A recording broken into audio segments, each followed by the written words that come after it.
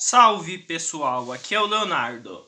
Hoje eu quero conversar com vocês sobre vilões subestimados e superestimados na animação.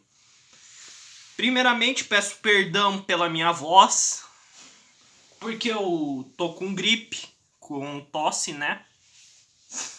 Então não reparem se eu tossir no meio do vídeo, tá bom? No final do vídeo eu quero que vocês contem quantas vezes eu tossi, tá bom? E comentem aqui embaixo nos comentários. Vamos começar. Vamos começar com vilões superestimados, tá bom? Vamos começar falando sobre o Morte, que é o Lobo do Gato de Botas 2. Puta que me pariu, que cara mais superestimado. Que bicho ruim. De fraco. Muita gente... Provavelmente você já viu aqueles vídeos lá que dizem vilões que tinham razão. O Morte não tinha razão não, véi. O cara literalmente queria mandar de Vasco uma pessoa. E tem gente que diz, mas o Morte só tava querendo dar uma lição no gato. Olha, não me faça eu falar de Gato de Botas 2. Eu tenho lembranças do Vietnã com esse filme. Mas, pra ser justo...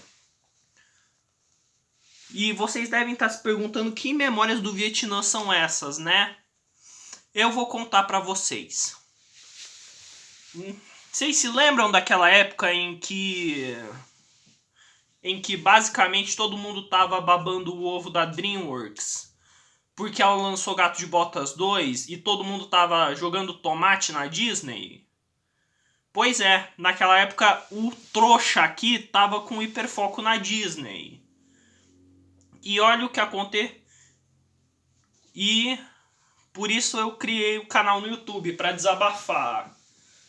Esse foi um dos vários motivos que eu criei o canal no YouTube. Mas isso é papo pro especial de 200 inscritos. Mas assim... O Lobo, ele começou a ser superestimado num nível estratosférico. Quando eu ia em canal de edit, de power scaling, tinha lá gente dizendo que a morte solava a ficção. E, meu Deus do céu, sendo que ele não mostrou nenhum feito, ou muito pouco feito. Por quê? Não sabemos do que é feito as foices dele, então presumivelmente é um material normal. Tanto que pode ser arranhado ou desenhado lá com o giz, que tem as cabecinhas de gato, né, com risquinho.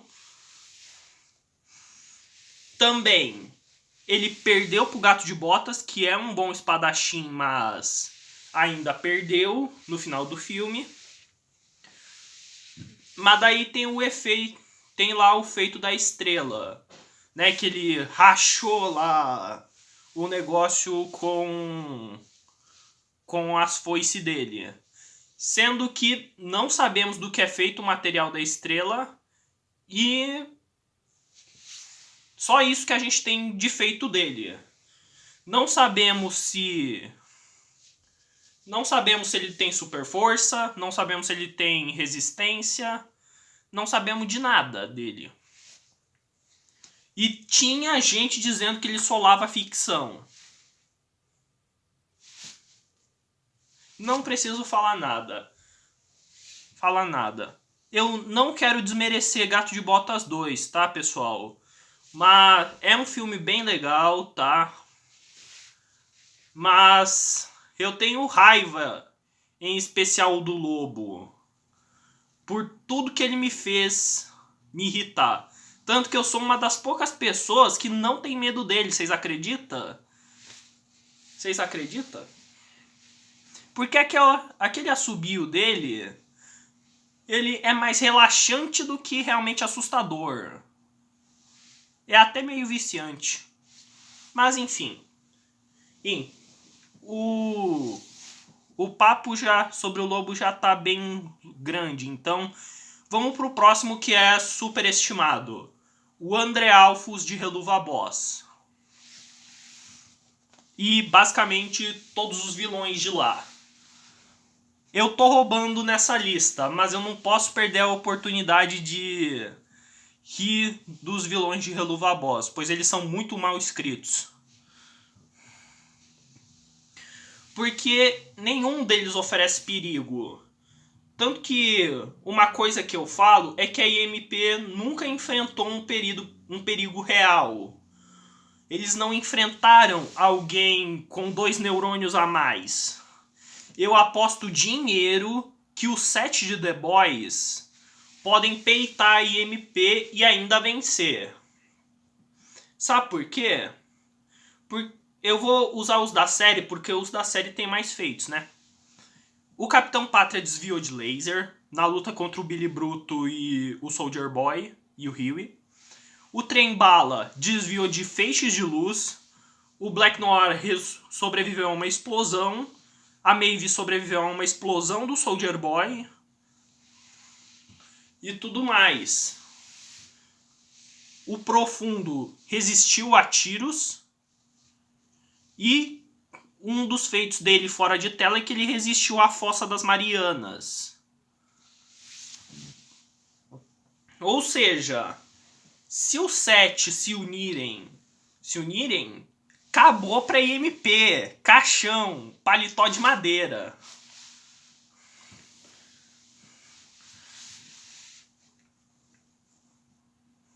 Outro vilão superestimado, deixa eu pensar.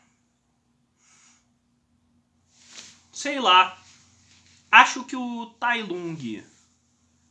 Não tô falando que o Tai Lung é mal escrito, mas tem muita gente vitimizando ele, pelo amor de Deus. Que dizendo que ele era o verdadeiro herói, que ele merecia ser o dragão guerreiro. O humano destruiu metade do vale só porque não conseguiu o que queria.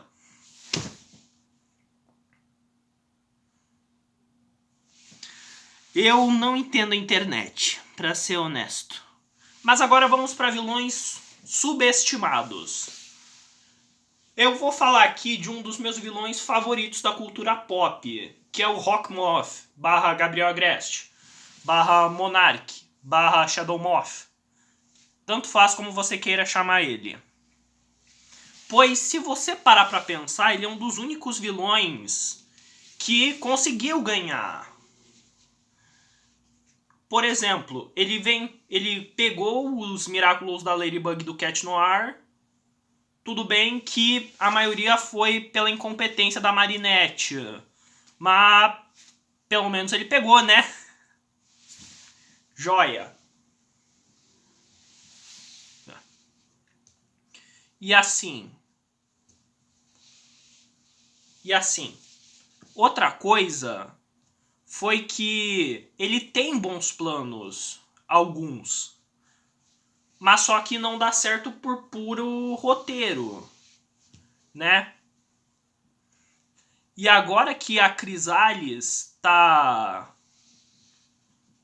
Agora que a Layla é a nova Rockmoth, eu tenho quase certeza que a Marinette vai perder de novo. Eu tenho certeza.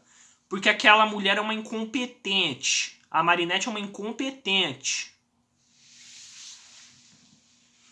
Uma coisa que eu não entendo em pessoas que criticam o Gabriel Agreste é o seguinte. Eu não vou citar nomes de canais aqui, mas o Gabriel... Muitos falam que o Gabriel é um vilão incompetente, mas nunca falam dos vilões de Helluva Boss, que são uma completa merda. Outro vilão que eu acho subestimado é o Encantado. É o Encantado, que é basicamente o Gaston da Bela e a Fera, só que da DreamWorks. Porque, pensa comigo, O Encantado, ele conseguiu manipular todos os vilões de contos de fada, né? Ele também conseguiu, por um tempo, governar, conquistar, né, o reino de tão distante. Ele também conseguiu... Ele quase conseguiu matar o Shrek em Shrek 3º, né? E também ele só perdeu por conta do Arthur. Pois se não fosse por ele, o Arthur, se não fosse pelo Arthur, o Encantado ainda tinha um exército de contos de fadas para acabar com o Shrek, né? E por fim, ele, o que ninguém se compara. Não existe alguém com o pescoço mais grosso que ele, com os dentes mais brancos e quem coma mais ovo que ele. O Gaston do Bela e a Fera. Quando eu era pequeno, eu nunca liguei muito pro Gaston. Mas depois de eu ouvir a música do Papyrus da Batata chamada Ninguém Se Compara, que é o rap do Gaston, eu pensei diferente sobre ele. Isso também se deve ao fato de uma pessoa lá que comentou na música, dizendo que o Gaston não é burro, e sim bem inteligente. Pois as pessoas têm essa visão de que cara forte igual a burro. Não é assim. Pois você acha que uma pessoa burra conseguiria manipular uma aldeia inteira de moradores pacíficos a ir atrás de uma fera com forcas e tochas? Eu acho que não, né? O Gaston tinha carisma e isso o tornava poderoso, né? E assim, o Gaston também é forte. Ele arquitetava planos, tinha influência dentro da vila, tanto que ele quase conseguiu fazer o Maurice, que é o pai da Bela, né, ser internado. E isso mostra que o Gaston tem um poder de persuasão incrível. Enfim, pessoal, isso é tudo. Deem like, comentem, ou deem dislike caso não tenham gostado. Até porque opinião sobre vilão é bem controverso. Mas enfim. Até mais, pessoal. Se cuidem.